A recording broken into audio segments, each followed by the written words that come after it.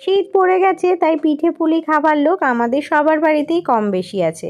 বাড়িতে আমি খুব সিম্পলভাবে বানিয়েছিলাম গোটা কয়েক পুলি, তাই তোমাদের সাথে শেয়ার করছি।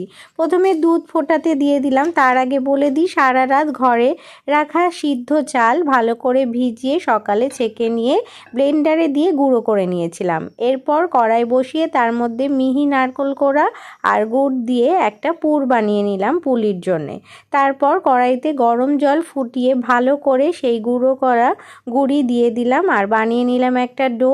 আর এর থেকে ছোট ছোট লেচি গড়ে নিলাম আর তারপর বানিয়ে ফেললাম পুলি ঠিক এইভাবে। তারপর দুধ তো আমি আগে অনেকটা ঘন করেই রেখেছিলাম। এরপর দুধ কিন্তু আমার অনেকক্ষণ ধরে বসানো ছিল গ্যাসের আগুনে। সেই দুধ ঘন হয়ে গেলে তার থেকে কিছুটা তুলে মিল্ক মেড আর গুড় দিয়ে একটা ব্যাটার বানিয়ে অ্যাড করে দিলাম। পুলি দিয়ে সিদ্ধ হয়ে গেলে এটা মিশিয়ে দেব।